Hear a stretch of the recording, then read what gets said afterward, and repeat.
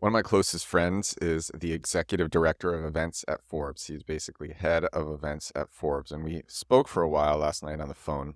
And he wants to start doing content every day. Actually, I met him. It's so crazy. I met him, I think, in 2009. And we were both interning at WABC.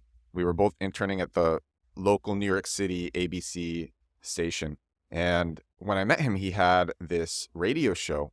He was one of the first people with a podcast. It was actually a podcast, but no one called it podcasts back then. So he was one of the first people with a podcast. He was, I think, 17. And he would figure out ways to get celebrities as guests on his show. And he had some of the biggest celebrities in the world on his show. Paris Hilton, Jimmy Fallon, so many others. I'm forgetting many of them. He had many on. And actually, I had him on my podcast. It was episode 62, Forbes executive director reveals how he got Kim Kardashian on his podcast at 16 years old. Kim Kardashian, that was another. And so that's episode 62 if you'd like to hear it.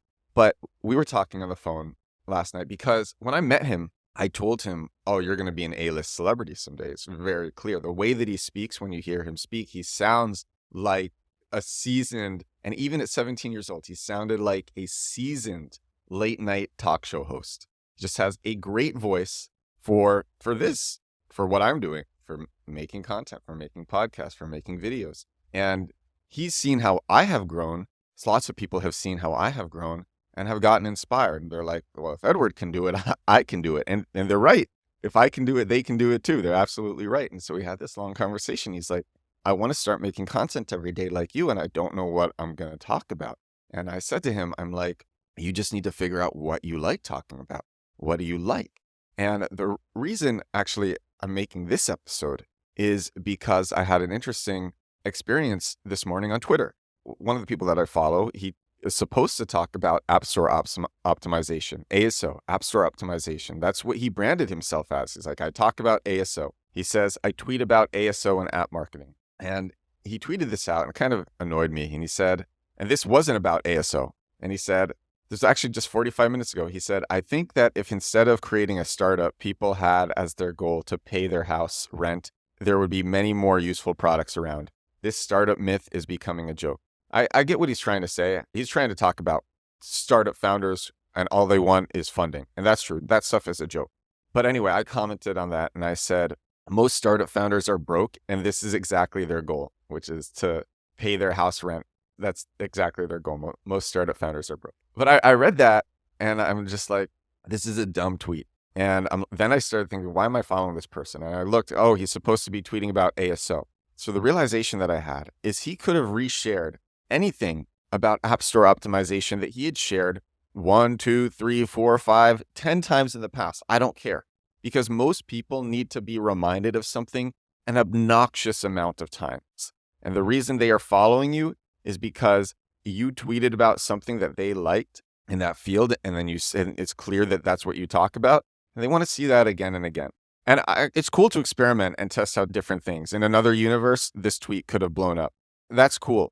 But this just caused me to have the realization that if you talk about something once, that doesn't mean you can't talk about it again. In fact, you probably should. You should talk about it again and again and again and again. So to bring this back to my friend Brett, what should he talk about? Find something that he likes talking about and say the same thing over and over and over again. Doesn't matter. For myself included, because there are so many days where I sit down at my computer, at my phone, and I'm like, okay, time to make a video. What am I going to say? What am I going to talk about? Because I make videos every single day. I don't miss days. And when my product comes out, I'm going to up it from 1 video a day. I'm going to aim for 3 videos a day, which will be crazy. I'm going to try to make so many videos a day because that is a way to grow fast. And that will get a lot of attention to my product fast. I freaking can't wait for that. I'm so excited for that because I love making videos. But there are times when it's a challenge. I'm like, what am I going to say? What should I talk about? And the truth is, I can see the same thing over and over again. So here's an example. I've had a bunch of videos go viral about Google Search Console. When you create a site, you should submit your sitemap to Google Search Console. You should submit your URL to Google Search Console. This is Google's proprietary tool for accessing their search index. I say this on these videos that have gone viral. And a fallacy that I am facing is that I'm like, oh, I can't make another Google Search Console video. I already said this. But the thing is, I can. And I could probably do it within 2 weeks. I could probably do it over and over and over again. And that is what I realized from this tweet is this person could have reshared something, some epiphany, some insight that he had about ASO, and it would have been cool. And I would have been like, wow, great, even if I had heard it before. And so for myself, I can just make content about the same things. For my friend Brett, there's an endless well of content. He can talk about getting Kim Kardashian on his podcast in 30 different ways, in 50 different ways. Do the same thing for Paris Hilton. Do the same thing for Jimmy Fallon. Talk about this experience in 50 other different ways. There is an endless amount of things that you can talk about. I made a podcast about how I made this video about the Microsoft Windows XP wallpaper, about how that wallpaper came to be.